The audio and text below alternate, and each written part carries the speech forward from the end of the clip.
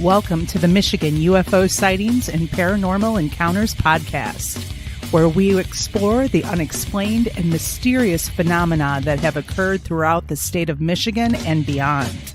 From UFO sightings to ghostly encounters, we delve deep into the stories, the evidence, and the theories behind these strange events. We are your hosts. I'm Michelle. And I'm Wayne. We are an educator duo that after an encounter with a triangular UFO in 2018 in Michigan, we decided to investigate UFOs and the paranormal. In this podcast, we will be speaking with eyewitnesses, experts, and researchers to uncover the truth about some of the most intriguing cases of paranormal activity in and around Michigan. Our goal is not to convince anyone of the existence of these phenomena, but rather to provide a platform for discussion and exploration. So, buckle up and join us on this journey down the paranormal rabbit hole. On an escalator.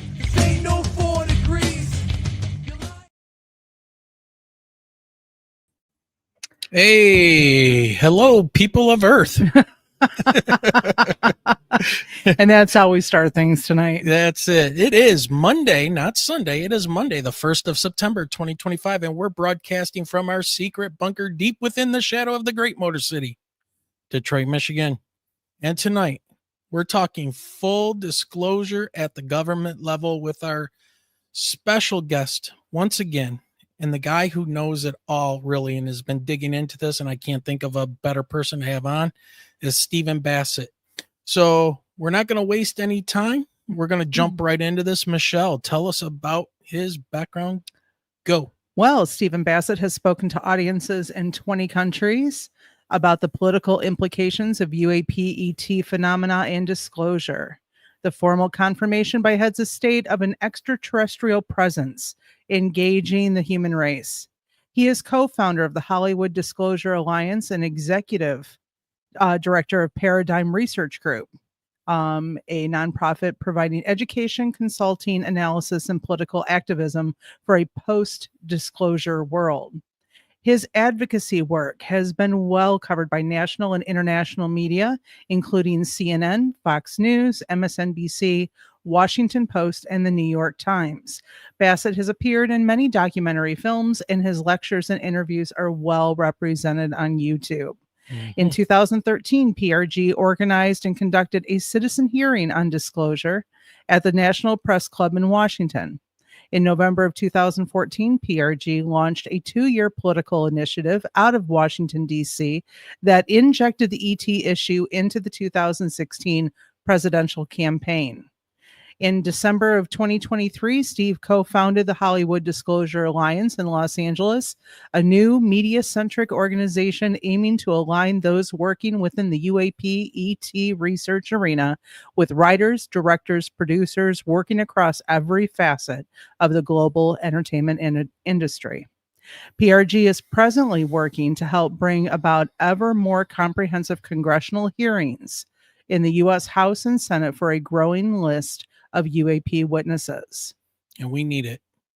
Yes. Yes, we do. All right. So without further ado, let's go on and bring the man of the hour, hopefully about an hour and a half, Stephen Bassett. Stephen, thanks for joining us. I've got to get my chair up here. Wait a minute. Hey, welcome back. I'm in the basement. What's going on here? Let's settle back. There we go. It's looking good.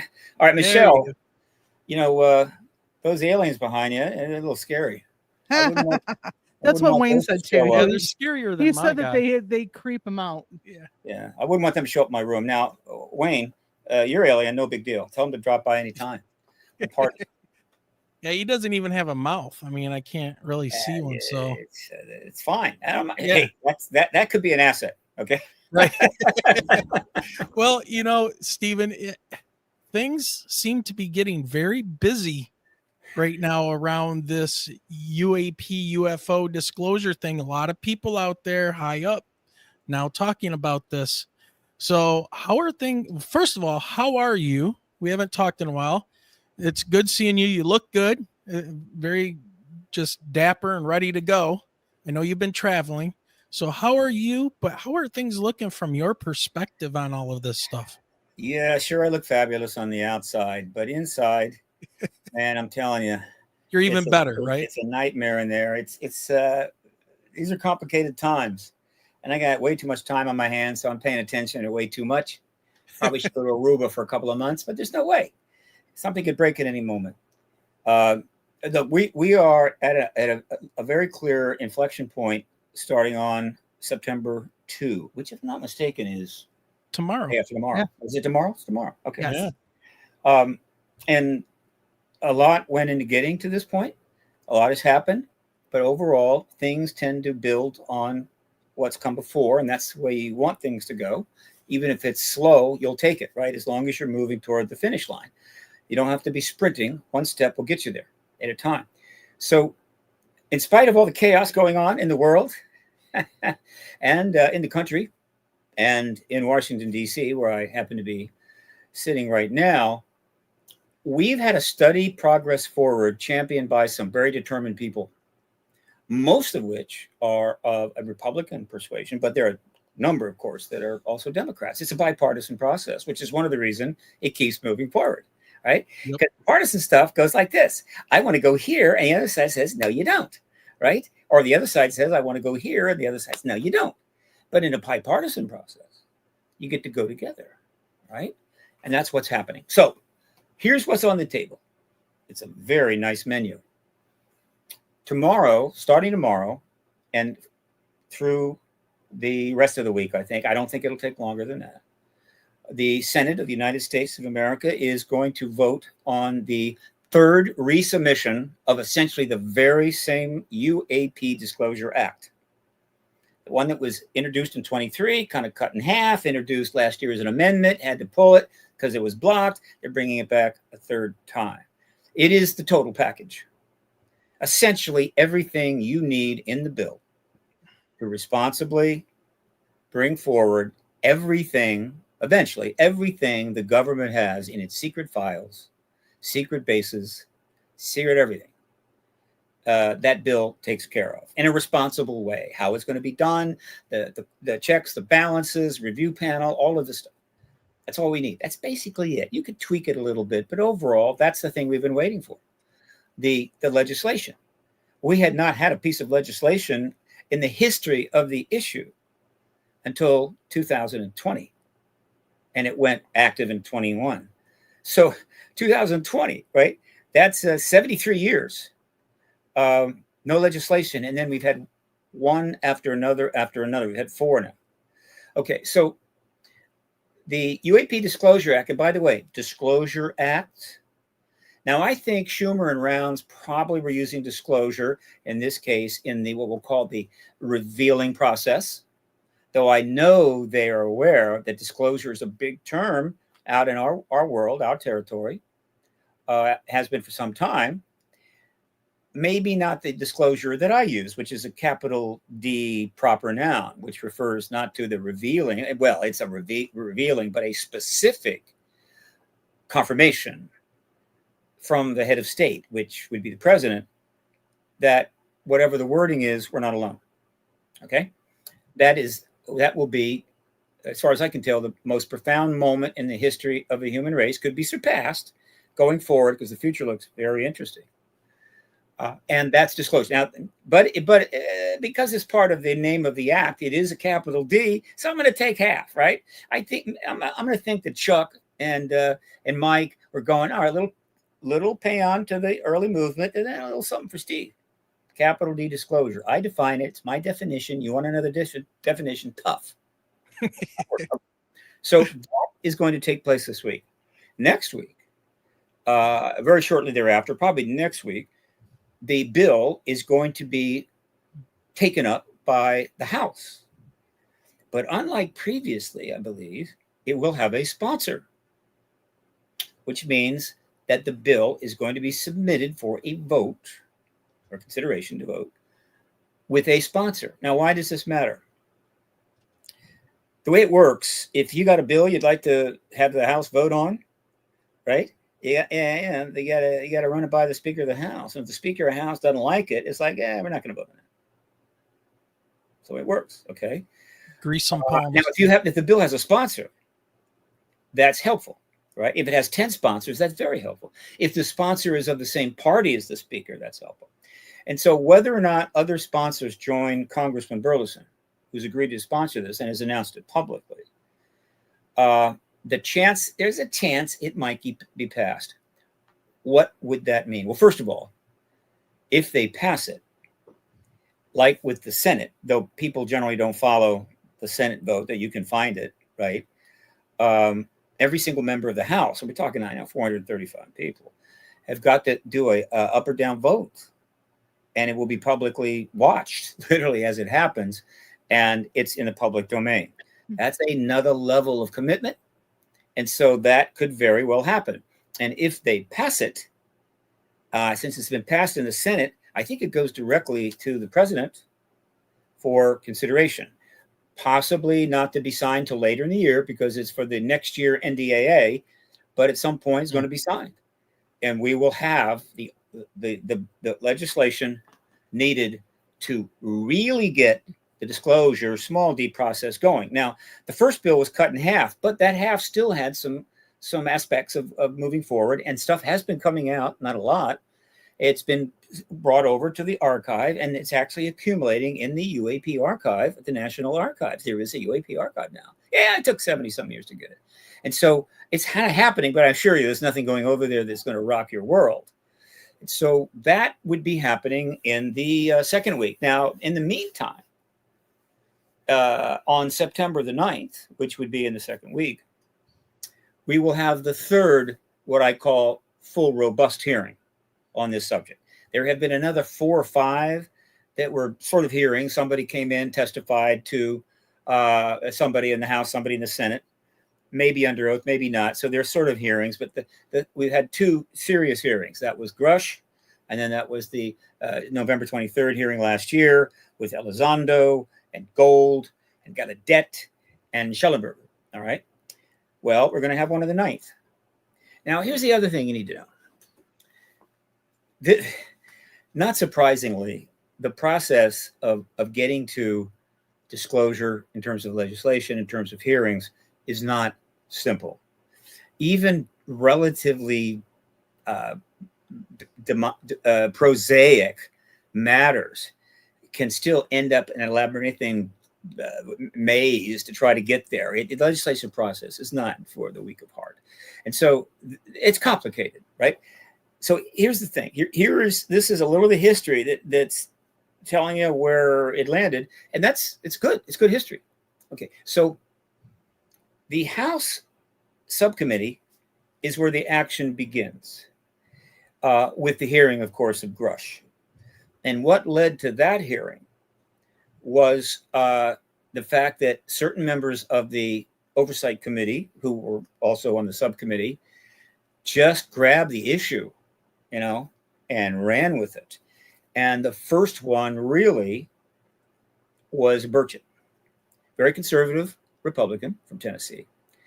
And he just jumped into it, both feet.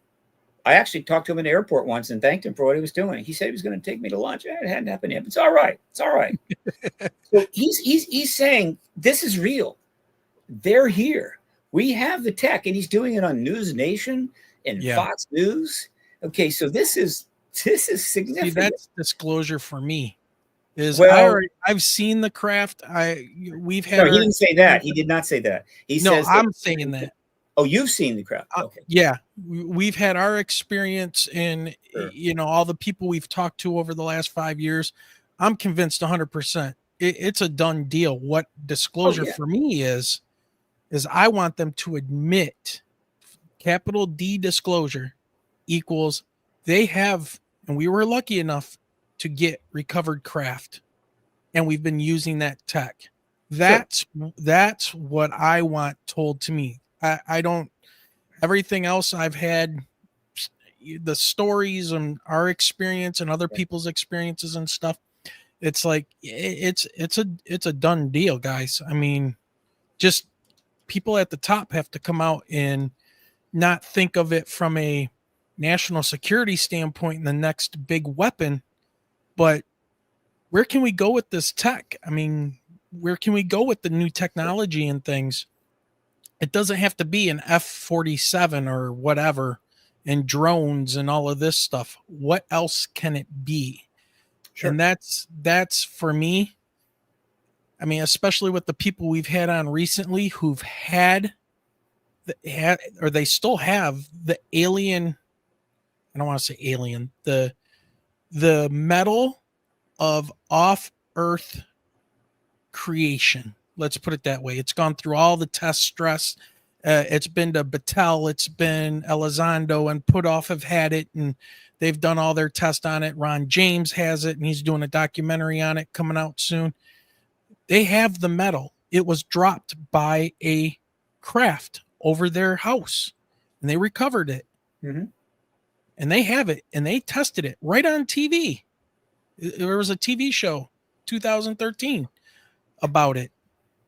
And they said it was manufactured off the planet. There's rare earth, or there's isotopes of non-earth origin in this material. And it's metal that's been doped. I was told that's the proper term. It is completely striated, put together. It's manufactured, and Battelle took a huge chunk off of it. And a guy here in the University of Michigan has a piece of it, because when the guy that owned it took his finger and he had water on his finger and he rubbed it on part of the metal, it turned invisible.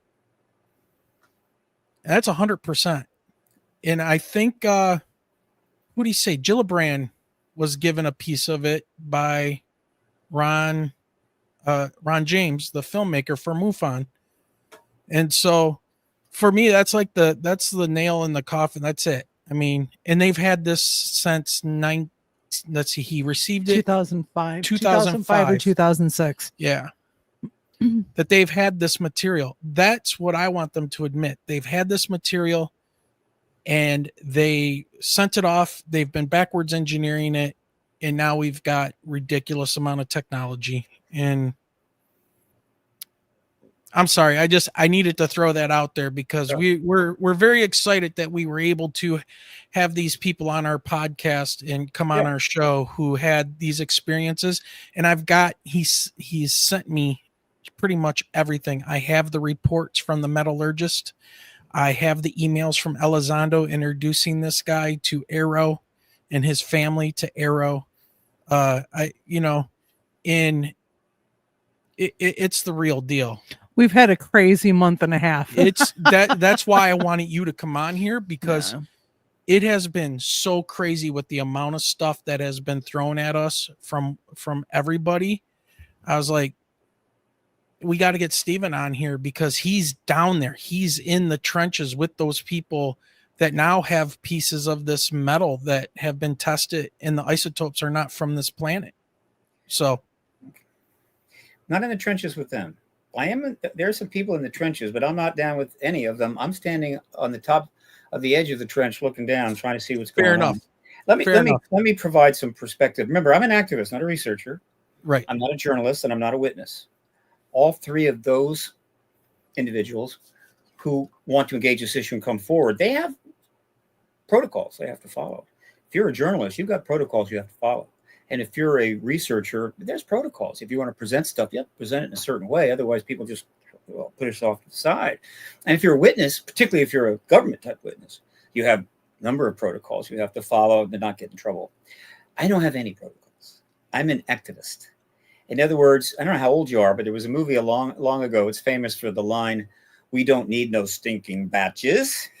Okay. Oh, yeah. Yeah. Well, I'm 55, so. Yeah. So I can say what I want, when I want, where I want, and how I want. Okay. And as an activist, I'm looking at the larger picture of where things are going. And so let me make a few points that will help people, I think. One, the issue has been proven already many times over, right? It's lock solid true. I know it's true, zero doubt. And the only reason why it's not being acknowledged formally as true is because the government doesn't want to be acknowledged, and so it has managed to suppress that from happening. All right, so it's been true. Now, the process leading to disclosure, everybody has something they want, that they need to want that, they want to see that, they want, and so forth. and they're kind of confusing the political capital D disclosure process, which is also a process, and the small d disclosure. Okay. And so if what you want is, say, to be able to actually see the crash vehicles being filmed by ABC News or something, and that's disclosure for you, well, you're going to have to wait. All right. But so everybody has something different they want. But the fundamental disclosure movement, capital D, everybody wants, and that's what we have to get. Everybody should want the confirmation from the president, or whether the president choose to go first and get one of the greatest political legacies of all time, or whether the president goes after another head of state does it. But very quickly, all of the heads of state that are kind of in the know, and there are quite a few, will join in, and it'll be a world thing. Everybody's going to know we're not alone. The whole planet finds out we're in the post-disclosure world. All right, that is what everybody should want, and that is what the goal of the movement. And everything I'm saying tonight is specifically about that. Okay, that's the focus. I know this witness, that witness. I really don't care that much to the extent that what they're doing actually is driving the process in the moment. All right, and so there are a number of witnesses out there that it's nice that they're there. They got something interesting, but they're not really driving the process. I can't focus there. So that's something else. And then, well, let me then go back to where I was getting at. So we have the hearing coming up. 3 more witnesses. They're not the witnesses they wanted. They were really trying to get, I think, stronger. Nothing negative about the ones that are going to be there. But things have gotten a little shaky, a little weird. We're getting some pushback from the DOD, taking some measures to try to hope to stave off the inevitable. The Wall Street Journal on, I don't know when that came out, June the 5th, I forget, was a pathetic attempt by the DOD to try to push back. And the Wall Street Journal took the bait, wrote the articles. They'll have to apologize some point. But and the witnesses get a little skittish. And plus everything else going on in the world and in the country, it's not conducive to being comfortable about engaging the public space in DC. And so they're stepping back for a while. I'm not saying they're not going to come forward at some point, just they're stepping back. But they got 3 witnesses. They're going to have a good hearing. Right. And the other thing that I was mentioning in terms of the process that led to the where we are is the oversight subcommittee goes ahead and has the Grush hearing. That was triggered by Grush coming forward on June the 5th. That's the date, June the 5th, 2023. Major event. Ross Coulthard did the interview. Leslie Kane and Rupp Blumenthal did the article on the debrief. I think it was a debrief. And boom. And so that was June the 5th. July I think it was the 9th or something. I think it was the 9th, whatever. And they have the hearing. So it didn't take long to get him in and have a hearing. They had Fravor, they had Graves. Big deal. Huge event. I was there in the audience. Okay, fine. And so now we move forward a little bit more, right? And we get a second hearing. And that second hearing was also important. The first hearing was essentially, I think, chaired by, might have been Burchett, right? But the others were there, Mace, Luna, and so forth, and Burleson. The second hearing was chaired by Mace. All right, fine. Right. All right. And then the next, then we go quite a while without a hearing. And I'm wondering if they're going to do another subcommittee hearing, but something else was in the works because things were going so well that they decided to make a very bold move. And by they, I mean Comer, who is the chairman of the Oversight Committee. And so what he does, I think it's for the first time ever, I think, he says, I'm going to set up a secrets task force. And so he announces they're setting up with underneath, as part of the Oversight Committee, a declassifying federal secrets task force. That name leaves nothing to guess, okay? And that was a major move. And we had Burchett and we had Mace. He makes Luna the chair of that. So now she is taking center stage. And so they then announce their portfolio, and it's basically everything that people want right now. JFK records, RFK records, MLK reality, and the Epstein files, and UAP. Okay. And some people jumped on that, meaning, well, why is UAP last? It's more important than all of those others, which I happen to think is true. But the reason they put it last is because the president had promised the other four, not the UAP. And so I put it last. Doesn't mean it's not going to get action. It just means it's last. So now you got a juggernaut there that's now dealing with very, very heavy stuff. Luna's in charge, and now they're getting the action. And we're waiting for the next hearing, and we know it's going to be by that task force, right? And so that's big deal. Time goes by, but eventually Luna, as far as I know, gets overwhelmed by what she's dealing with. She's getting the JFK documents, but it's not easy. She's obviously still trying to work to get the RFK documents and the MLK documents, but then the Epstein files blow up. The whole Epstein issue blows up, and now she's really got a massive task on her hand. And so she basically turned over the UAP portfolio to Burleson. Fine. So you see how the whole committee is kind of, the original subcommittees are getting involved, you see? And these are all Republicans. That's okay. That's all right. But they're not, there's Democrats involved, and they're not throwing any shade. Nobody's throwing shade at each other in this issue. Yeah, that's right. And so Burleson comes in. Excellent choice. He's very grounded, basic guy. Very, very nice, very popular in his district, very conservative, don't get me wrong. He won with a 73% turnout, 73% of the vote. All right. And he's very committed to the issue. He's even and more open-minded, frankly. In other words, he's really taken it on. He's looking at everything. Doesn't mean he's embracing everything. And I've had the opportunity to have dinner with him, and I've talked with him, and I think it was the perfect choice. And so he is going to chair the task force hearing now set on the 9th. Now, I'll be there. I'll be in the room, but I don't know. One of the witnesses I think I know is going to be there, and I know what they're going to be talking about. The other two I don't know. Is it going to rock our world? No, I don't think so. But is it going to add more gravitas and substance to the evidentiary or the hearing base under oath, right? Is it going to generate a lot of media, which has fallen off lately? Yes, it is. All right.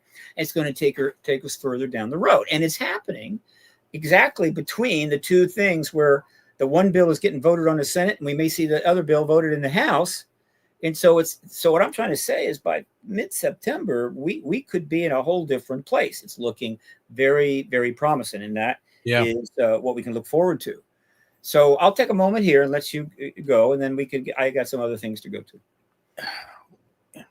Well, I think what you lined out is a perfect example, though, with all those different things like the Epstein file and everything else, how it's always like a quid pro quo with DC. Oh, we'll do this, but you got to throw this on there too. And I promise this and this and that.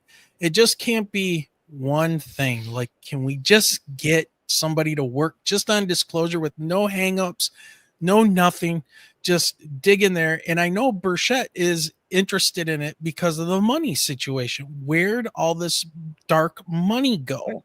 That's not the only thing he's interested in, and it kind of overlaps with the deep state stuff. Yeah. And he's into that. I mean, he's a tiger. He is a tiger. I like this guy, right? Yeah. And he's a down-home guy. He doesn't use fancy words. And he and Luna and Mace and Burleson, certainly Schumer, Rounds, Gillibrand, these members of our Congress are going to have a very substantial and long historical legacy. Yeah, absolutely. Well, considering all of that being said, and I don't know if you were going to go down this road or not, but now you have just recently, Paulina Luna on Joe Rogan talking about she's seen pictures of these things and she's convinced in other dimensional beings. Maybe you can touch on that. But then there's Tulsi Gabbard, the DNI. That's right. And she's talking about she's got her thoughts on it and stuff, but she can't really go into it. And then there's JD Vance, who's quote unquote obsessed by the UAP topic and phenomenon. I mean, this seems like, and I didn't think we were going to get anywhere near this year.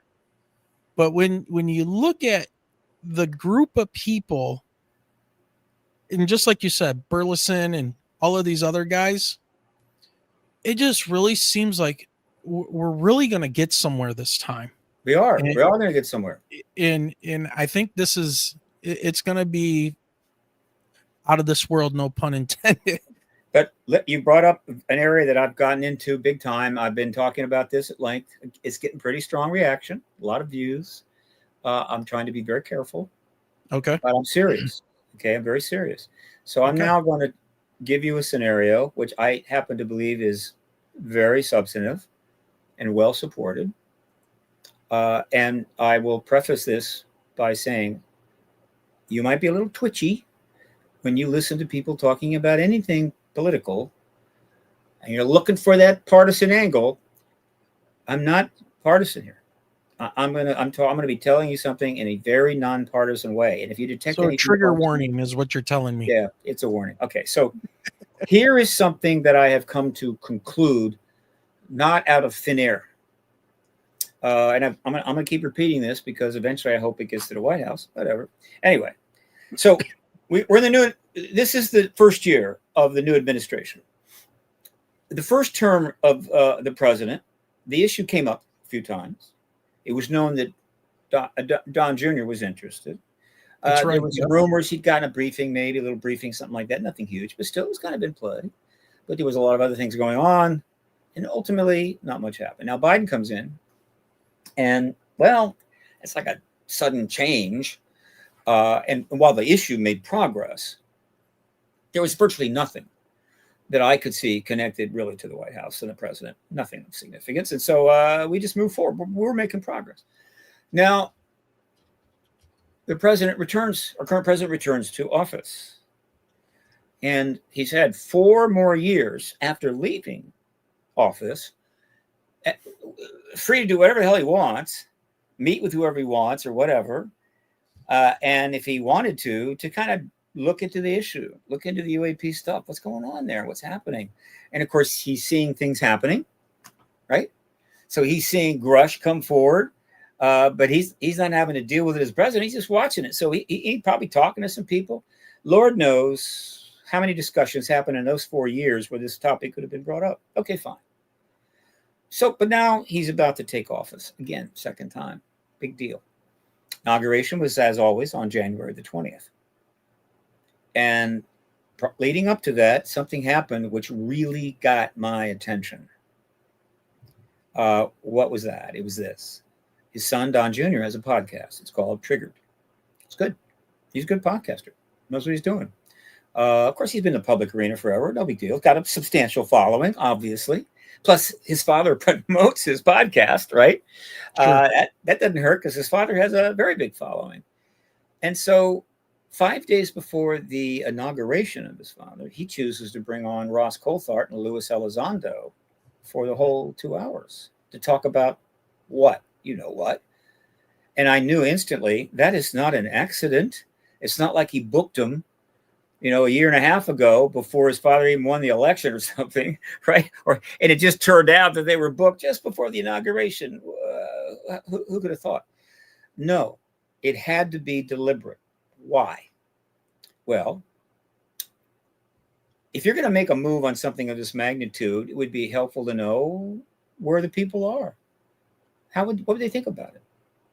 So you would test the waters, right? Maybe read the room.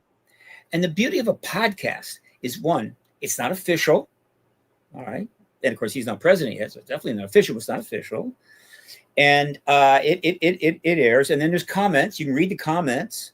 You can also go online and you could see the social media reaction to it. You can get a pretty good idea what people think about that happened. Okay. You read the room. Fine. File it away. And so I put a note in it. I said, that's very interesting. And then off we go for this year, which has been, let's just say, an interesting year. And so, and I'm doing my thing and we're making progress. And then all of a sudden, out of nowhere, something happens that really got my attention very quickly. It was bada bing, bada bam, bada boom, bada bam. And you talked about it. Boom. Podcast. Not some huge one. Basic podcast. I don't think they had many. Reasonable number of subscribers. The vice president turns up. Now, the vice presidents generally don't do a lot of podcasts, but it's getting, everybody does podcasts now. So the vice president turns up on this podcast. Okay. And the ET issue comes up, or the UAP issue comes up. Yep. Now, for all my future statements, let me say this.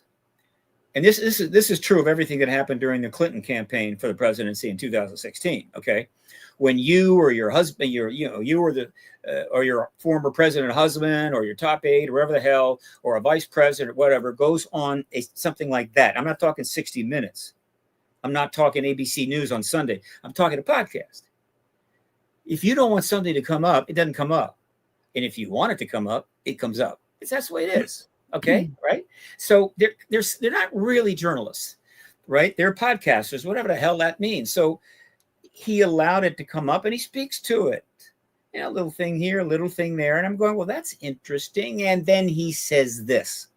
And this is what should have gotten everybody out of their seat.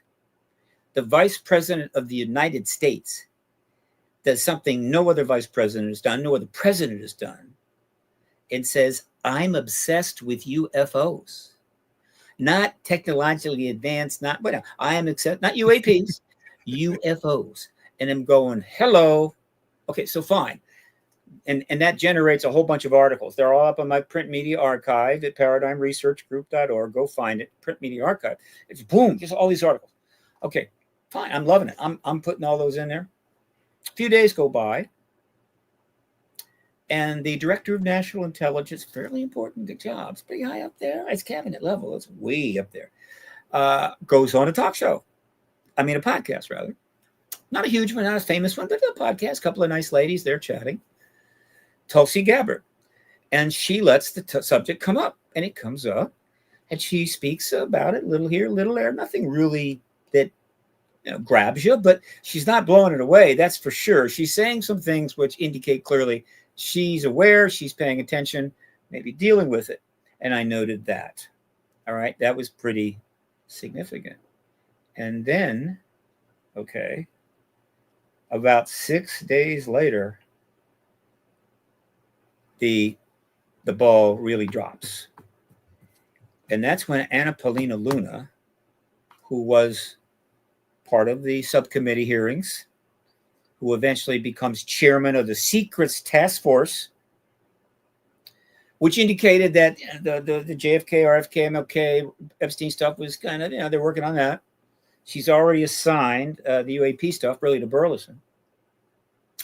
But she goes on Rogan. Now, going on Rogan is not the same thing as going on any of the podcasts in general that we think about or know about. It is a mega cast, right? Yeah. Yeah. The president got elected partially because he went on that podcast. Vice president's gone there. All kinds of heavy duty people are on there. He is the man. Okay. Yep. So that's a big deal. You don't go on that podcast and say anything unless you want it to be known worldwide within about 30 days. And so she goes for 2 hours and she talks about this and that and everything else. But what she does talk about that matters, she talks about the UAP issue. Now, remember, she was on the subcommittee. She got in 1 or 2 skiffs. Some she couldn't get in. She's had talks with witnesses. She's in the heart of the damn thing for months and months and months, going back a year and a half. And so she starts talking about, well, I talk with people inside, and I had this meeting, that meeting. I've seen this documents, probably basically classified. And whatever, I'm going to assume anything that she said, she was okay to say. She might have stepped out of the protocol, maybe, but let's assume that it was all okay. In fact, if it was allowed, that's even better. And before she's done, she says, I've seen the documents that show that these are vehicles. These are non-human vehicles. Okay. I've seen the documents, we've got bodies. And then she says, and this is what I love, and this is how far things have gone. She says, well, look, the people I'm talking to, they're kind of leaning toward the fact that these are interdimensionals. All right, interdimensionals. Okay. Oh, now, boy. people will say, well, that's kind of, what are you talking about? Look, here's the deal. Do I think they're interdimensionals? No. I think they're star to star. But the fact is, if they are interdimensional, that is far more of a problem for the human race than if they're star to star. Okay, I'm sorry. And far more of a problem for the Department of Defense. Okay, because if it is true, and I don't think it is, in one case, you're dealing with entities that can travel great distances in a short amount of time and then come here and fly around and do what they have to do, set up a base and so forth. And that's how they're going to engage us. And we need to deal with that and understand that. On the other hand, if they're interdimensional, they can come out of anywhere at any time. They could show up in your podcast right now. They could come into my room, okay? They could show up at Christmas time and take the packages from under the tree. They can come from anywhere. That is not helpful. That is not making the DOD's task of, quote, protecting people in the nation better. It makes it unbelievably bad, if not impossible. It is scary. And so, whoa. But she goes there. Why? Because that's what some of the people that she was talking to went there. It's possible that some of the people she's talking to didn't go there. The point is, this is such an innocent example. The woman is trying to tell you something. I'm talking with these people. And so I am going, hello, the head of the Secrets Task Force has just said to 20 million people minimum that will see it, if not more, in live and then archived. But beyond that, it'll go around the world. She just said, hey, yeah, it's real. And go, what is going on here? That is not supposed to be happening. And I'm thinking, well, why? How do you get Vance, Gabbard, and Luna in a span of 15 days hitting this issue on podcasts and building for each one, and then the other one goes out on the podcast that helped elect your president? I have only one answer to that question, and it's this. Coupled with the Don Jr. podcast before the inauguration, it is clear to me that the White House is really testing the waters, reading the public in the room, and gauging what the response would be if the president ends this embargo, this truth embargo, walks out in the East Room, whatever, and just says, yep, I've confirmed everything you've been hearing. I've been, and yeah, we're not alone. We've got the bodies, we've got the craft, and very smart people are going to be taking your questions very soon, but not me, because he would be insane to take any questions after that if he even has any press in the room, because he hasn't got the level of answers. But he's just committed disclosure. It's done right then. And I'll tell you, the nature, and I wouldn't have said this 5-6 years ago, but the nature of things now, interestingly enough, is that he could go on Joe Rogan and do it, and it would be the same thing as doing it in the Oval Office. That's it. It's done. It's formal. It's the president. It goes around the world even faster. And so I think that is exactly what is going on. So, whoa. It's like a pilot for a TV show, right? They bring in your group of people to watch it and see, so that, yeah, I could see it as like they're dipping their toe into the water to see, is this going to be it or not? Testing the water. And the public's reaction has been fine. These haven't been trashed on social media much, as far as I know, and the articles are not making a big deal out of it. In fact, nobody's even talking about it that way except me. That's fine. And nobody's calling me up and going, Steve, you need to stop saying that, or you need to stop talking, bad Steve. things will happen to you. So let's say I'm right. Okay. Why would they be doing this now? Okay. There you go. Good point. Okay. There are two fundamental reasons that I think make sense and are justified by circumstances. One, if you're staring down a very, very difficult situation that is coming your way, it could be very ill health, or it could be something else. Anything that is going to cause you a lot of trouble. And there's really no way to get around it. I mean, it's going to happen. Okay. You can't just make it disappear. The one option you have is to do something that is not only a major diversion away from this dilemma, buying time, okay, which would be good, which if it's a big enough deal, it's going to buy time, but it's also going to mitigate. And in this case, I'm using mitigation in this way. If you've got a real problem you're going to have to deal with, it's going to cause a big stink, But then you go and do something really significant, very important, that people absolutely are thrilled about. The chances are they're going to be less offended by that stink. They're going to be more likely to forgive. And that is non-trivial, right? It could make a very bad thing not so bad, all right? But it's better than just that. Mitigating also means this. You have done something really important.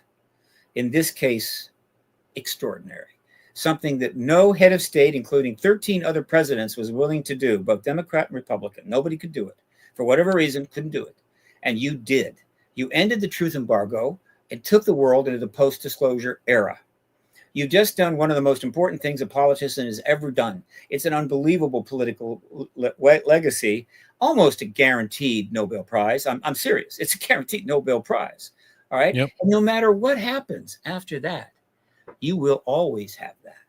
You will walk out the door with that Nobel Prize under your arm and that legacy in front of you. Now, that is a very powerful basis for why you would seriously consider that. I am suggesting that's exactly what's going on at the White House. And then the question is, will the president take advantage of this thing that's lying on his desk? He could pick it up anytime he wants or not. And I'll add one other thing. If another head of state goes in front of the citizens of their country, confirms that we're not alone and we have an ET presence or whatever, advanced technological species, or whatever they're from, and backs it up with, I'm sure, some nice evidence, and our president goes second, none of that benefit is there at all. In fact, it's somewhat worse. The one that goes first, regardless wins of who they are or what their overall legacy is, will be viewed by many for the next 1,000 years as the great truth teller. He told a truth that nobody else would tell. They may build some statues to that. And so this is the message I'm putting out there. And no one has provided what I would call a substantive counter argument why that doesn't make any sense, doesn't add up. There's no basis for any of that. Not yet, but I'm open.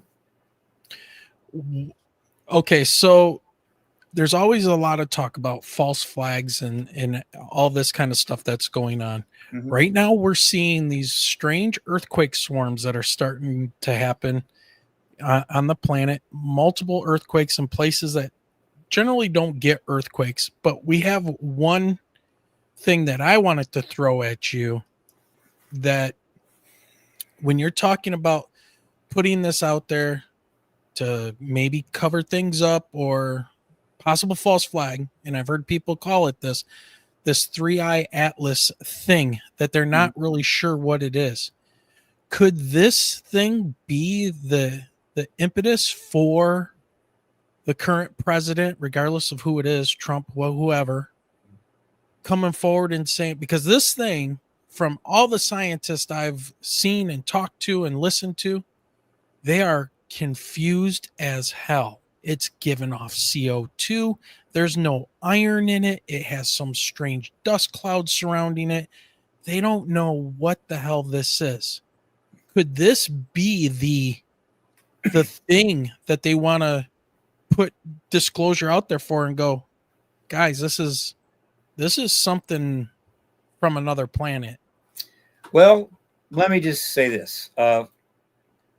First of all, the truth embargo, 80 years on now, almost 80 years on now, along with a whole lot of other behavior by our government, by other governments as well, has generated a very significant era of distrust worldwide.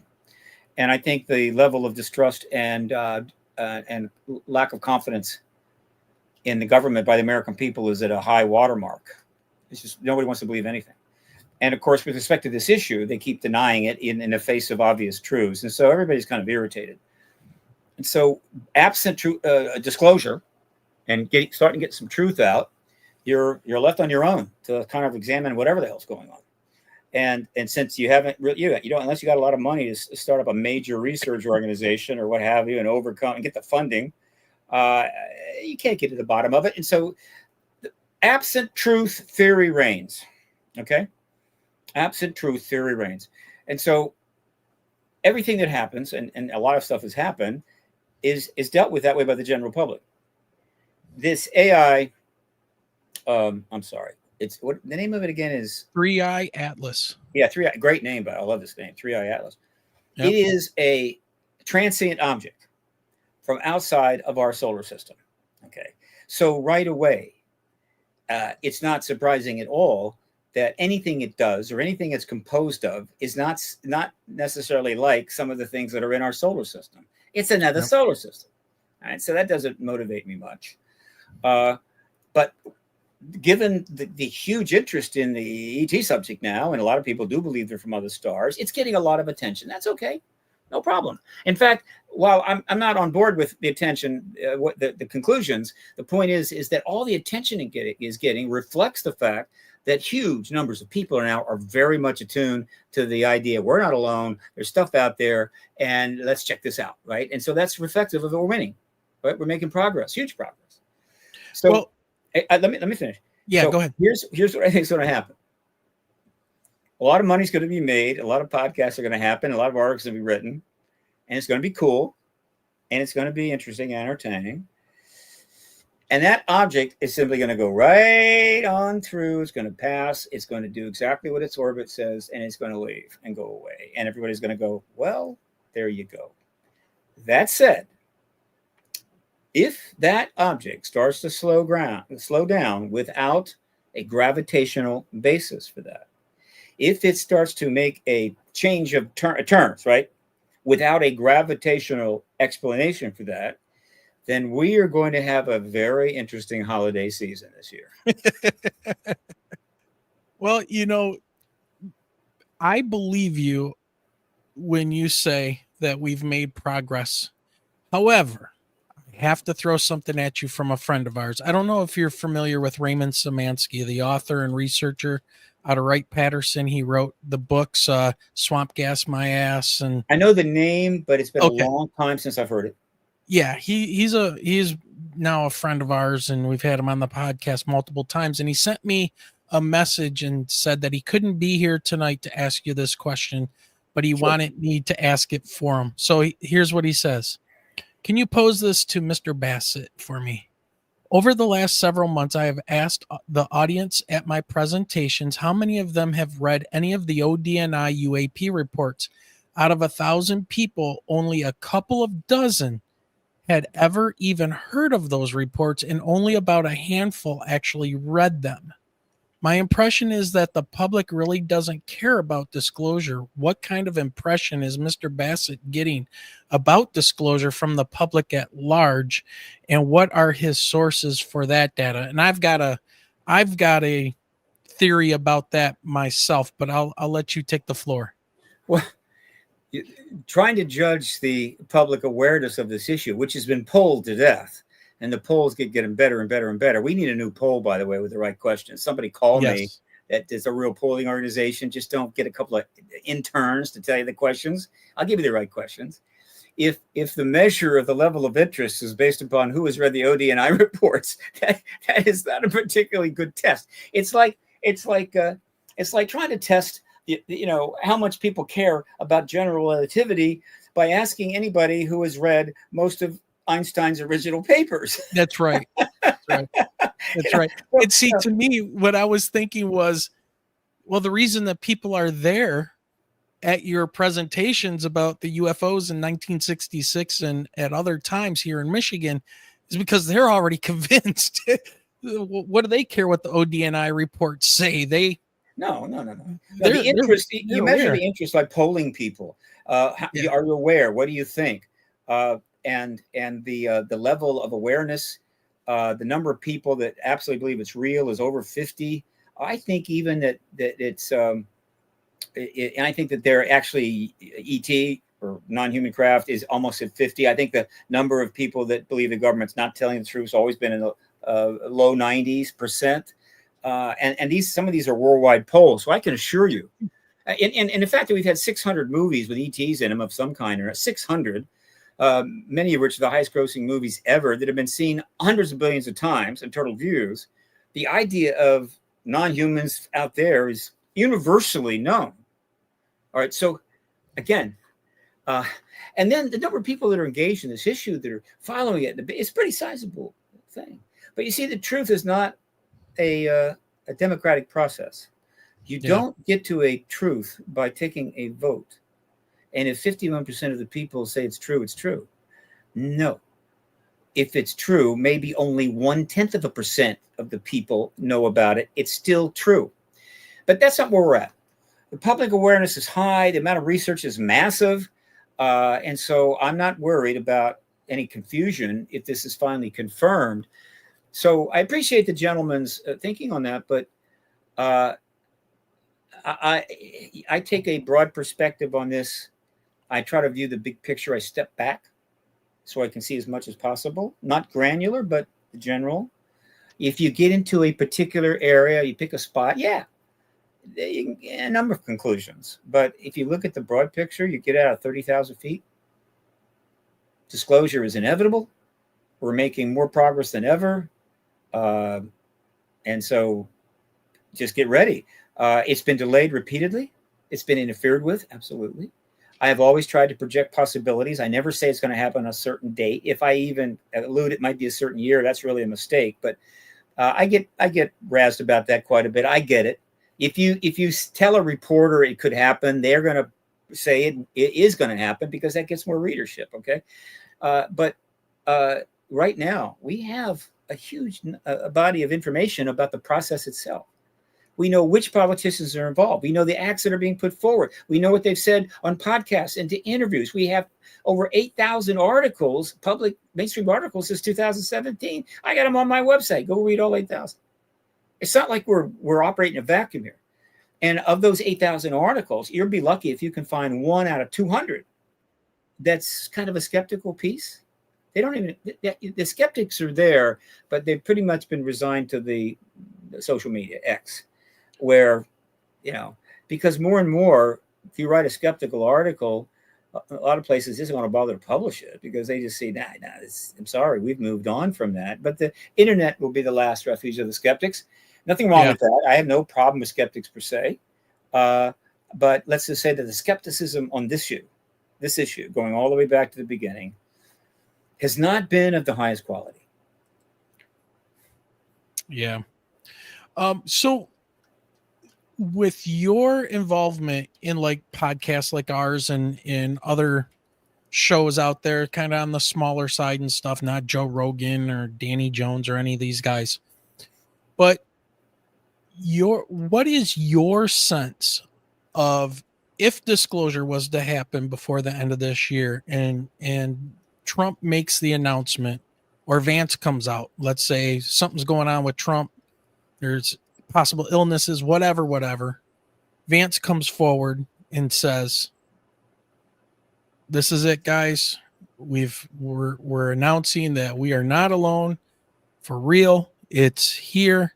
And we're going to try to open negotiations, yada, yada, yada, whatever it might mean for them, right? They're going to want to talk and God knows what, or barter something. I don't know. I don't know what it means, but your sense of talking to people on podcasts and meeting people and things, General Joe Blow, what is their reaction?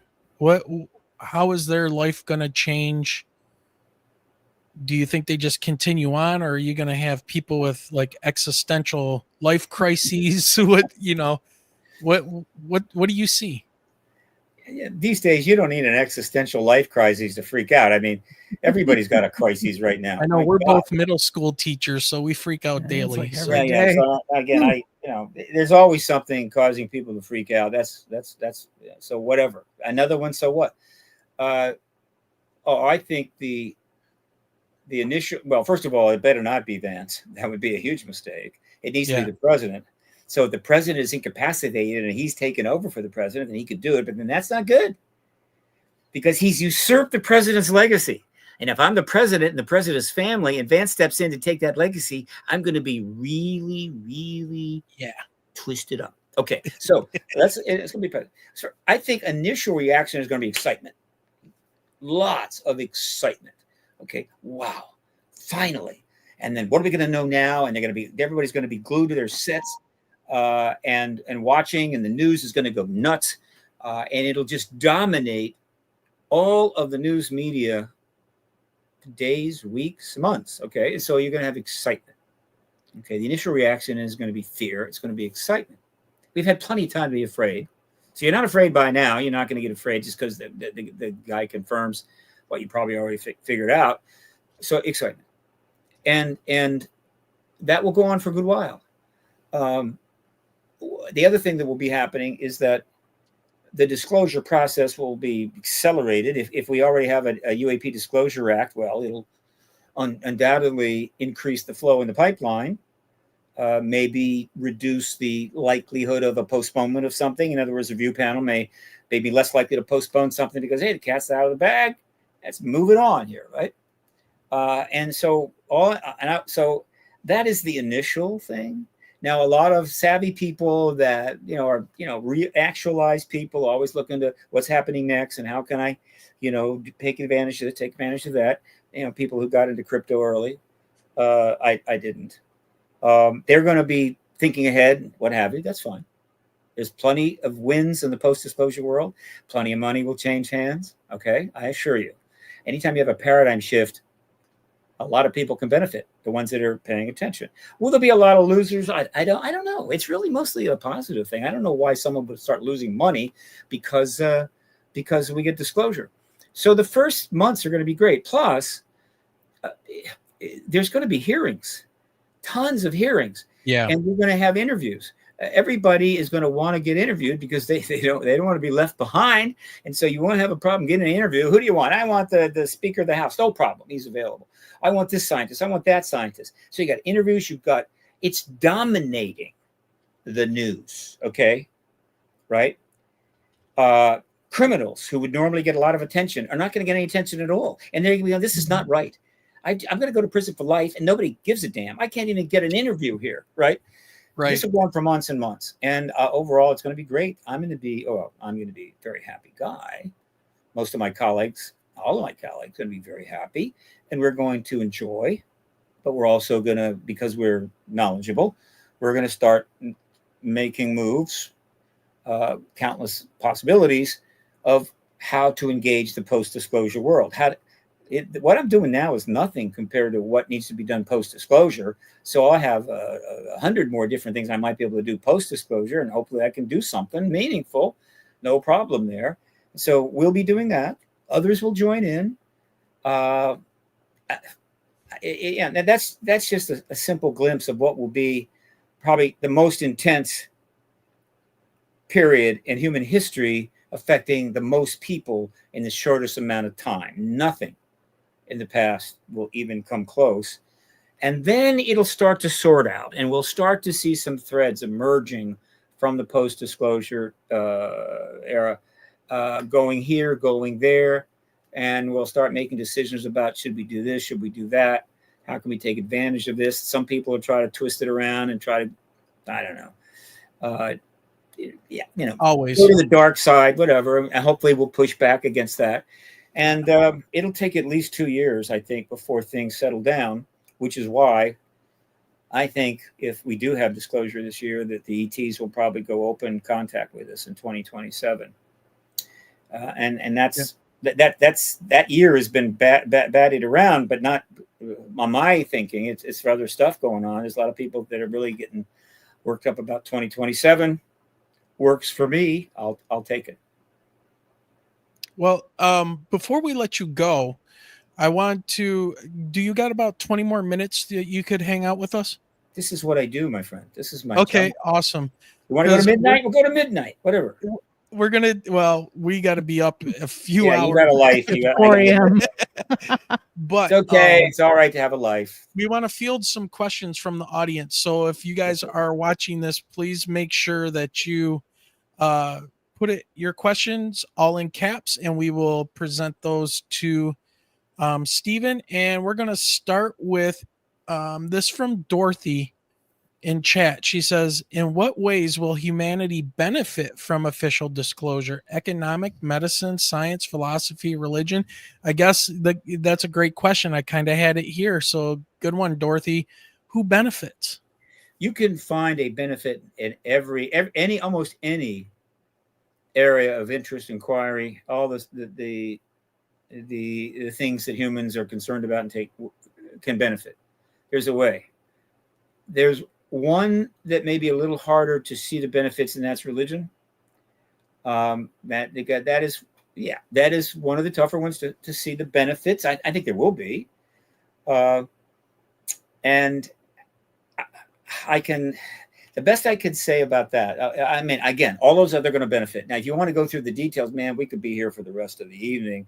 Let's just say with engineering and science, it's obvious. Okay. Economics, well, new technologies that completely transform stuff can generate a huge new economies and what have you. I mean, it's not that hard to find it. Important new technology, important new science should emerge out of the recesses of our underground bases or whatever the hell. And so it's not too hard. But again, books and books and books would be written about that. The one is religion. People say, well, where's the benefit to religion? It's a good point. I take you back, though, to a television series called V. Now, there have been two. Yep. The first one goes way back. It was not bad. And then they did a remake of V. I don't know. It's been 10 years or so, which isn't bad. The only problem I had with that is that the lead alien in V was this absolutely gorgeous woman who looked like she weighed about 120 pounds, like a runway model. And I'm saying, there's no way you're getting a reptilian alien in that human suit there. There's no way. There's no way there's a reptilian in there. But whatever. And so in the very first couple of episodes, when they finally get announced, let me put it, the announcement comes. And they have this scene with a priest and his chief, maybe associate priest, right? Number two guy. And they're in their offices, and this has all happened, and they're going, oh, man, people are going to be extremely upset, and it's going to challenge their whole belief system and so forth. And, we're out of business. And then they leave, and they go in to give the sermon. And the church is packed from one end to the other with people. All right. Point. Religion is about helping people deal with the real world, which is really, really a tough place to be. It's not so tough for animals because they don't know better. Humans have got this unbelievable brain, which we completely abuse and don't use to the degree we should, capable of examining, thinking, and speculating on an unbelievable amount of stuff. And therefore, anything bad that happens, we're going to know it. Whereas, a mosquito, who cares? Your dog, you got what? We suffer in so many ways. Other animals are just so glad they're not us. And so that challenges their worldview. They get a little nervous. They go to church. Which is to say that religion is a fundamental component of the human's ability to cope with being human. And it has been going way back. When you were 200,000 years ago, I don't know if they had religion, but boy, life was tough. It didn't last long. And there's 1,000 ways to die. There was no painkillers. You broke a leg, you were dead because that was it. The first animal to find you. And that was going on for years. And then finally we started getting smart. And we came up with the ability to maybe push back against all this suffering and pain that we are experiencing and to explain it. And religion sort of evolves, I think, out of that early on, very long time ago. And it sort of works. And it eventually evolves to the point where it becomes a formalized way for humans to come together and see if they can find a way to actually stop some of this stuff, right? In other words, why are we all killing each other? Why don't we not do that? Why do we have to be violent? Why don't we be at peace? Why don't we find another way so that we all don't have to suffer? And so forth. And so it gets more and more sophisticated. And as humans got better and better at building weapons, the need for it was greater and greater. I mean, it's not like they never got a break The moment they thought things might chill out, somebody invented another weapon and took over the whole country, killed everybody. For those that were living kind of in a peaceful rural area in Central and East Asia, they thought they were in good shape. Genghis Khan came and killed 42 million of them, just because it was better to do that. Right? Yeah. He has a now giant metal statue out there somewhere in Mongolia, and the rest of them are dust in the wind. And so religion has been around a long time for a very powerful reason. And so if the ET turn up, people are not going to turn away from it. They're going to turn to it, to the extent that it upsets them. All right, to the extent that it unnerves them. But if the ETs are not torturing them or something, or making their life bad, directly making their life awful, eventually they'll go, well, I don't know, I don't really see anything I have to worry about. I mean, there may be some other stuff going on. So I'm not too worried about it. So, but will it make it better? Interesting point. Man, I am not a religious person, so I'm the last person to say anything about that, except that one quote that came out of the Vatican about, 20 years ago, when they were challenged on this issue, and they have many times, and they're totally on board. The Catholic Church is on, they're ready. Okay. But one Pope, I think it was, he came out and when asked about this, he said, well, we'd be happy to baptize them, and it would confirm to me that God's universe, God's creation is grander than we knew. Yep. And I'm going, well, that's great. So if you feel that makes religion better, there you go. Yeah, I heard it put kind of that way by another kind of a Christian researcher, but also very much into these, into the UAP and extraterrestrial phenomenon. He tied everything to a spiritual, angels are this and that, you know how it goes. But what he said was, if it does prove out to be true, who are we to say that God didn't create life on other places? How dare we try to limit an omniscient, grand all creator? We only an arrogant race of humans would do that. So, but we've got another question for you here. Mm-hmm. Were the TR-3Bs backward engineered in the 70s? Do you know? Well, they had a crash vehicle 47. They may have had another crash vehicle from Magenta, Italy, that they got around the same time. So that's 23 years. Well, it could be almost 25, 28 years. I'm inclined to think the TR-3Bs were, in fact, re-engineered versions of anti-gravity. Yes. They couldn't put in a saucer because those saucers are, what I've been told by people that have encountered them, that they have actually apparently been inside of them, is that they're amazing. It's like you just don't pull out a reactor set and build a saucer. The techniques that built it probably way beyond us. But the concept, they might have been able to get the concept of anti-gravitics from it. But then the question is, they had to build their own kind of engine, but it was going to be bigger, and they couldn't put it in the saucers. They put it in a triangle.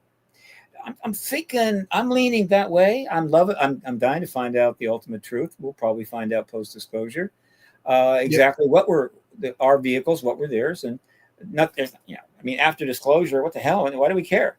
And that'll be cool. And then the people that made it, if anything's still living, they'll come forward and say, hey, I made some of the early anti-gravity vehicles from tech we took from one of those saucers. I'm a pretty smart dude, and all my friends are whatever, right? Yeah, so it could be. Exactly. It makes some sense because the way they flew, but then they could be a triangular-based ET craft.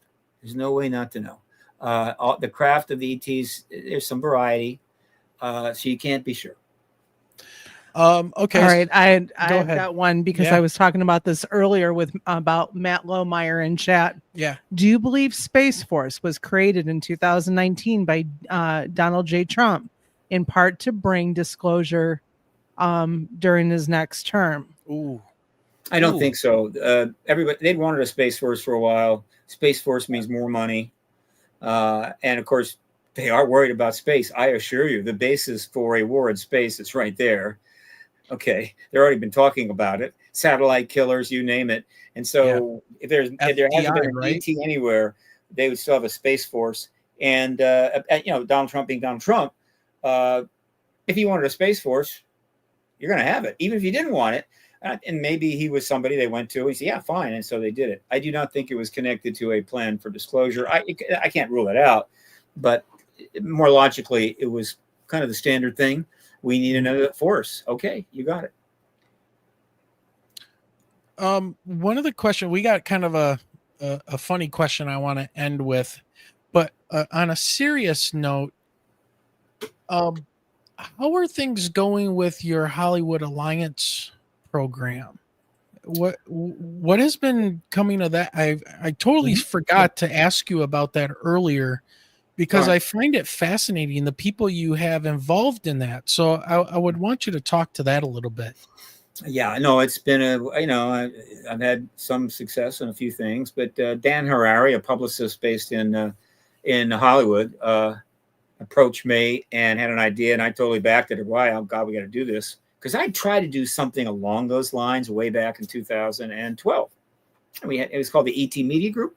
In any event, the idea was to create a nonprofit networking entity so that people on the film side or content creators would have much more access to and be able to find people on the UAP side, the ones that have been doing all the work all these years, and work together to get the content right and create cool stuff, because the demand for content in the subject is going to explode. Right? And it's not been easy, right? If you're trying to do a doc on this thing, you're not going to have some big time producer call you up in Hollywood because it's UFO stuff. I don't want to touch that. Right. And so we came up with the idea for the Hollywood Disclosure Alliance. It's very similar to another very successful organization that's had millions of dollars of funding called the Environmental Media Association, EMA. And you can find that. And there's all kinds of movie stars involved. And they were networking Hollywood with the huge environmental movement. Okay. We are a very smaller version of that. We're connecting Hollywood to the film industry with the UAP world. And so it's simple. We have a board, 7 people. We have 230. It's been only 1 year, less than a year. We have 227 founding members. 102 are what we call UAP founding members, and 120 I think 26 are Hollywood founding members, which means content creating members. And they're up on the site in their 2 respective areas with a photo and a bio. And so what does that mean? It means these people are into the issue, and they're willing to put their bio and their photo up on a site that is trying to serve this issue, which means I'm good. Come talk to me. All right. And they have an extremely easy way to connect. And then people outside that are not a member of the HTA can still go to the site and they can see who they might want to connect with. And so it's creating, it's just creating a whole bunch of networking, which is how stuff gets done. It's the only organization of its kind. Let's see what I was going to say. We have occasional events. We're going to have one soon.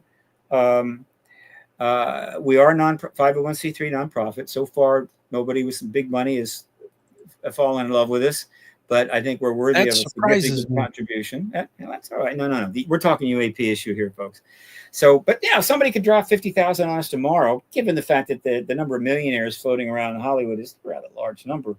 And then we could do a lot more. But we are doing well. 227 members in about 10 months. And they pay $50 in dues, or it's basically a $50 donation a year to get a chance to maybe make a project that could make them lots of money. And it is free in that sense. And we don't take a piece of any action. We're just a networking entity. And the people that are in it, I mean, it's not open membership. If you have a relatively substantive career in filmmaking or content creation or whatever, and you're into the subject, probably you're a member. If you're into the ET issue substantively, there's a number of ways, then probably you could be a member. If you're just interested in the subject, no. No disrespect. But that doesn't mean that you can't benefit from going to that site, because you may not be eligible to be in the damn thing, but you got an idea you want to do. And so you go and you go see somebody in the Hollywood side and say, get in touch with them. If you want to get in touch with a member, but you're not a member, just contact me or Dan Harari, and we'll arrange for the connection. If you're in the HTA site you can contact anybody you want. It will. We just provide it to you right away, and you just contact them. So that HJ has been successful, and we hope it could grow substantially. And I'm very pleased with that. The other thing that's happened of note is that after 27 years, I was a sole proprietorship for reasons. Okay. There were reasons. Nobody could come and ask me and demand to know what I'm doing, demand to know I'm talking to, none of that. I was independent of, certain, in other words, just a more independent operation. However, that had to end. Knowing that disclosure was getting closer, major deals were coming, I converted to a 501c3 last year. So now I'm a nonprofit 501c3. There's 3 directors, myself, Danny Sheehan, and Paul Heineck. So pretty well-known individuals. And so I'm hoping to raise money so I can do more things. And it's not easy. But nevertheless, I'm doing what I can. That the number one project that's on my list is the 7th X Conference. I held 6 of them in the between 2004 2010. They were all pretty successful. The last one was held at the National Press Club. I held a press conference at the Press Club after every one. I want to do X Conference 2026 next year, first quarter, I think. Completely at the press conference. The hotel will be the Washington Plaza. But this for me to do this, I can't just bootstrap it. I've got to be able to secure the dates at the press conference, which means I got about a $20,000 bar that I have to clear, or I cannot secure the dates. If I cannot secure the date, I cannot begin the promotion and work. So that's what I'm going for now. If I can get up to 20,000, that will be the next project. Meanwhile, I'm working with the State of the World Forum, which is another major project in the works. It's going to have some ET components. You can find that at stateoftheworld.forum. I'm working with the New Paradigm Institute, of course. Danny Sheehan's, he's the head of the New Paradigm Institute. They have a board. They're a nonprofit. And I'm working with them and other things. Try to keep busy. Mostly I'm not trying to get on the Hill. The other number one project that I'm in right now, which is having some success, is, and this has been a commitment I've had for a long time. I am determined before I leave this planet that I'm going to help get the witnesses to the shutdown of the nuclear weapons back in 66, 67. Oh, yes. There have been other events, but the witnesses are not available that I'm aware of, or they're dead. And also Robert Jacobs, if possible, because he's a witness to a different kind of nuclear weapon tampering, which was the fiddling around with the wet warhead. The test launch. And the film. He took the film, so he's firsthand taking the film, saw the film. Yep. And a couple of people, including Grush, said they've seen the film, but believe me, I hadn't seen the light of day yet. But that would be an interesting film to show at a hearing. I'm trying to get them in front of the Congress. So in that sense, I've done some progress. Every office of the Senate Intel Committee has 2 hard copies of their witness statements and an electronic copy, as well as links to interviews. And they've done several, including 2 press conferences. Every office of the House subcommittee has got those affidavits and witness statements. And that includes Burleson, who I personally delivered those to him. He's aware of it. I talked with Nancy Mace about it. She was interested, though she kind of stepped back. So they're in play. It's just a matter of who will call them to testify. They're ready to testify tomorrow. They've been having trouble getting witnesses because they get a little skittish. These guys would have flown to Washington the next day. Okay, so they're in play. But when will they come out? Well, here's a little side thing that you can chew on. I contend that most of which have died out, at least in terms of the SAC base officers, the silo commanders.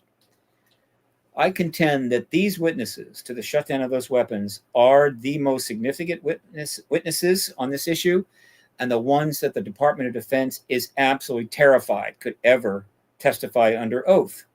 And that is why they have ghosted them for almost, the entire from what was it, 66 on? Well, certainly since 94 on, 30 years, 36 Absolutely. years. And why am I being ghosted?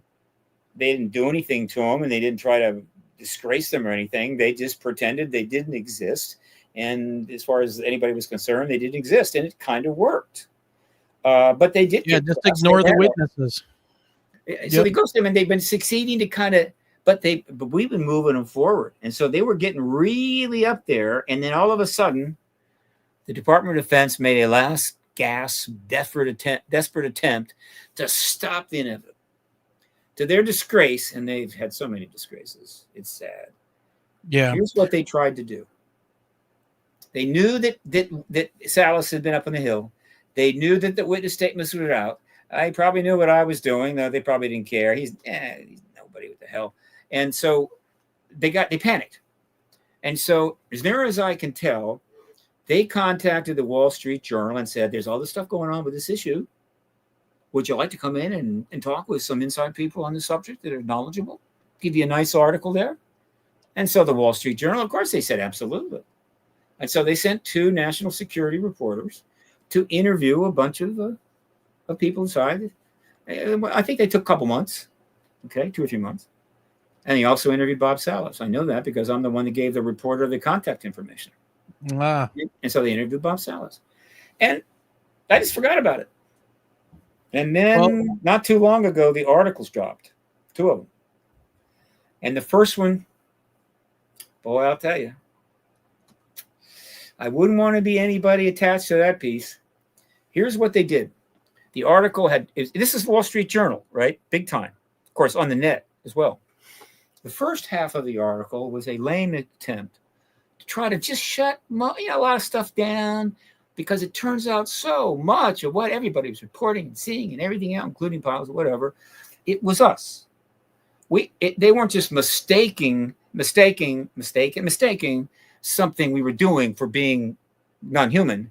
We were deliberately creating stuff to make them think it was non-human, right? We're just because we're doing this because we need. Right. And so that was the first half of the article, and whoever was in charge of this little project got a little carried away and decided to add a cherry on the top of that shit Sunday. And it was this, that some of the stuff that was being reported by certain pilots was in fact not true, but the pilots didn't know it because we told them some things that had happened as kind of a way to mess with them. And they actually used the word hazing in the article. Like the government, the Air Force was conducting a kind of fraternity prank. Right. And now if I'm a pilot that maybe been on the end of that, I would not be happy. But in any event, hazing. So this first half of the article is just a most asinine piece of nonsense. And I don't know who greenlit it. What was it? The publisher? Was it Murdoch? I don't know who the hell it was. Anyway, the point is that was the first half. The second half, which is really what this is about, had one goal: undermine the nuclear weapon shutdown thing and disgrace Bob Salas. And the only reason they did that because they knew he was getting close to coming to DC and testifying. And so what they did is they said, oh, we know what happened on those shutdowns. So Bob Salas got it wrong. I'm sure it was an honest mistake, but he has been pushing it for 30 years. So, we think he's cashing in, whatever, right? Because he's done 3 books. There was a documentary. Robert Hastings wrote a definitive research book and so forth. They're all cashing in. Here is what really happened. We did a huge EMP experiment back then, not only at Minot, but Malmstrom, testing to see if we could turn off the missiles with it by the EMP thing. Because, it's possible to generate an EMP thing with a nuclear weapon. So let's say a bomb goes off over the base, and it's an EMP bomb, and it can shut down the missiles. I'm thinking if a bomb goes near the base, it's probably too late to use the missiles, because why use an EMP? Why not just use a regular nuke bomb? The point is that that's the explanation. Okay, now the problem with this is, one, the tech really wasn't at that level then. The device would have had to have been huge, and they actually said they made this huge device, And that's what the security guys mistook for some sort of thing flying over the base. And I'm going, wait a minute. They stated they saw a glowing huge thing over the base. You're saying you built a non-glowing device not too far away, and they mistook that. And then there's the problem. If they really would have put an EMP of the size that could remotely turn those missiles off, which they probably couldn't even do, it would have been shutting out stuff for miles in all directions. Right. And then the cherry and the cake for me, probably was me, is that one of the researchers that actually investigated the Malmstrom case as regards the potential for an EMP explanation called me up and said, hell, we dismissed that option in the first 48 hours. Right. And so it was all a complete lie, blatant lie, obvious lie. And so, okay, they'll have to answer for it eventually, but there's been so much of that kind of crap, and most people are going to say, who cares? But that gives you a sense of the games that are being played. It is back and forth. It is a big of a tug, a tug of one of those tug of wars. You win some, you lose some. But the thing you need to know is that on our side, we have a cogent, organized process moving forward. On the other side, you basically have acts of desperation. Well, I do want to tell you, if you do get that thing set up for the X conference, if you get that set up for 2026, let us know and we'll definitely promote it for you. And I'm sure we're probably going to be sending you an email here probably before the end of September to get you back on here because of everything that's going on, and I want to talk to you more about the current events and the current states of things. So with all that being said, I want to leave you with this question. If you could travel to another galaxy, if Earth is about to be destroyed, this comes from Cosmic Joe's Chronicles, would you? Well, you don't need the Earth to being destroyed. If a craft lands down in Mara, out in the mall, and I get this message in my head, come to the mall. I cruise on over there. There it is, right? Semi-cloaked. And E.T. walks out and says, Steve, you've done a lot of work. Would you like to come with us and see some interesting things? I'm on that ship so fast. Yeah. I mean, I am on there. I'm putting my seatbelt on and ordering snacks. And right? I'm going to be yelling at them to teach me how to fly this thing. That's what I want to do. And I want to know how it works. I want to know how it flies. Stephen, before we go, there's something I want to mention here. Because I know some of the people who might be listening tonight don't know this. Okay. Not that you haven't brought it up. I know you have. But again, you get new listeners all the time or viewers. Sure. Michigan is a very important state for a number of reasons, right? One of the most important reasons is an extraordinary sighting that took place in Michigan many, many years ago. All right. And that sighting not only was important, but one, it led to the congressman from Michigan at the time, Gerald Ford, to actually really make a very substantial case that they needed to have a hearing, and they did. Right? We owe that to Gerald Ford. And that was, I think, the case. It might have been the first case, but it was certainly one of the early cases in which Dr. J. Allen Hynek was brought in. And he was the one that, in all good faith, he was trying to do the best he could. And he happened to mention the swamp gas as a possible explanation, which also had a huge impact. Eventually, J. Allen Hynek realized that the Blue Book was not legit. He turned away from it and, of course, went on to become one of the great researchers in this field with a huge presence, right? Which gets interesting further because before I got in this field, in about, I forget what year it was, but it might have been the 80s. I think it was the 80s.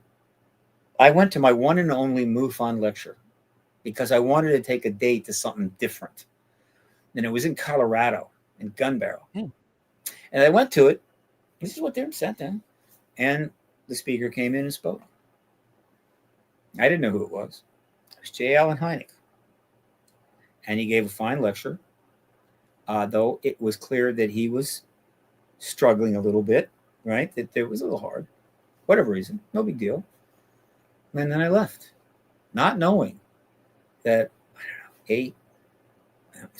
maybe 7, 8 years later, I would actually make the decision to spend the rest of my life doing this. And he died shortly after that. he was still giving lectures virtually up until the point that he died of brain cancer. And of course, I then remembered that once I got in the field and went back to it. And it's also, to take it a little further, I got to meet his son at one of the Ancient Aliens conferences. And we have since become good friends. He's on my board of directors, one of the coolest guys I know. He's brilliant. All of Heinrich Schurler are brilliant. His brother Joel is a Oscar winner and so forth. We're trying to get him in the Hollywood Disclosure Alliance. Okay. So got a real connection there back to Michigan. And it's very important that Michigan has a podcast. And so keep the faith. Apparently, I just happened one day to Google our podcast, or I just Googled Michigan UFOs, and it popped up the top UFO show or podcast in Michigan about UFOs and paranormal is our show. I'm like, what? What is Have going you ever on? had Paul Hynek on? You've had Paul Hynek on, right? No. Oh, you got to have Paul Hynek on. Can I help you? I got to reach out to him. Well, I'll reach out to him first. And okay. Tell him to, that you might get a call from him and give him the promo. I think he'll do it. I mean, I'll send you my phone number. Yeah. Yeah. Okay. I'll send you my phone number and you can pass it on. Absolutely. Okay. Very good. Yeah. So I appreciate the evening. It's been great. Thank you.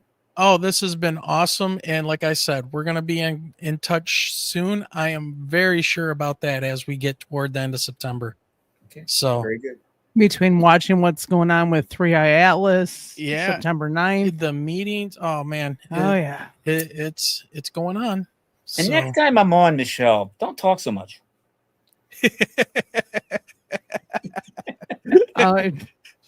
She likes doing her chat moderation. I'm having a joke. It's fun. All right. Well, thank you very much, Stephen. It's been a great evening, and we will talk to you soon. Ad Astra.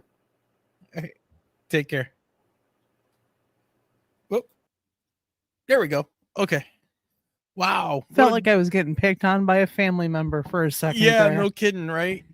So what an amazing evening, everybody. Thank you for joining us tonight. Wow. I mean, I think we were up to 130 people at one point. 129. Yeah, geez. So that Stephen's always great when he's on too. So, and he nailed it tonight. And man, thanks everybody for joining us. What a pleasant surprise. It was a great night in chat. Yeah, great night. Great people in chat. Doyle, we've got your information, but make sure you talk to MUFON.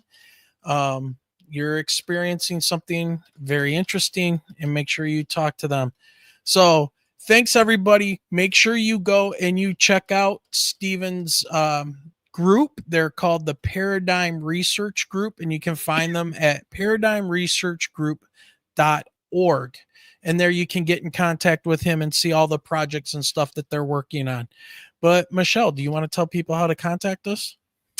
Yep. You can email us at mi.ufo.podcast@gmail.com. Correct. And also, if you want to support the podcast, you know how to do that with PayPal Super Chats. You can go to our merchandise store. You can join Patreon. All those links are found down in that show description. Check out the new website too. Yep. Check out the new website. There's a link to the new website. It's still a work in progress, but we're playing with things, and it allows us to, I've been busy, and it allows us to live stream right to a website. So if you don't want to deal with chat, or you just want to watch us through a website, you can do that. And it has links to all of our shows and all of our podcasts over the last 5 years on Spotify, iTunes. I mean, it's just a record of everybody and everything we've done since we started this in 2021. So, speaking of podcasts, right? So where can you find us? Apple Podcast, Spotify, iHeartRadio, Amazon Music, among others. And there's some new ones out there too. So, thank you, Diane, for the super chat. Yep. And before we go, we need to thank everybody. Diane, for the $5 super chat. You are amazing. You are a rock star. And we also had, was it Kelly Lewis who renewed? What was it? 17 months as a member. 17 months as a member. Been around So for a while now, Wayne. I think pretty much from when we started. So, It's all right, over everybody, 4 it's going to be a years. it's going to Yeah. be an early morning for us tomorrow as we start the 4-day week with the children's, and I get my first students tomorrow. So, And I'm going into round 2. and you're starting week 2 My already. I'll be week 2. starting week 1 tomorrow with the 8th graders teaching science. So, all right. Oh, look at that. Diane is now a member for 23 months. She is the goat. She is the greatest She's of all our times. OG. Yeah, she is the OG. All right, everybody. With that being said, thank you so much for joining us tonight. We really appreciate it. You guys were awesome. Show coming up this Sunday. I think I can honestly say it's not up on the website yet or anything, but Benny's coming back for round 3. Gotta talk that we already said it was going to be a part 3. There's a We've part 3 got- coming with Benny Foggin next weekend. We Should be our normal time. cryptid talk. We got cryptid, Bigfoot, alien talk. There's a lot that he didn't get into that he needs to get off of his chest and talk to everybody about. So next week, be watching. Make sure you hit that the bell icon too when you subscribe to the channel, so you get notifications when we're going live. Okay. But yeah, I'll be putting that all together tomorrow evening, and that's when the audio podcast should come out as well. So with that being said, Michelle, Have a great night, everyone. have a great night. And remember, keep those eyes to that sky. No Man. joke. No joke at all.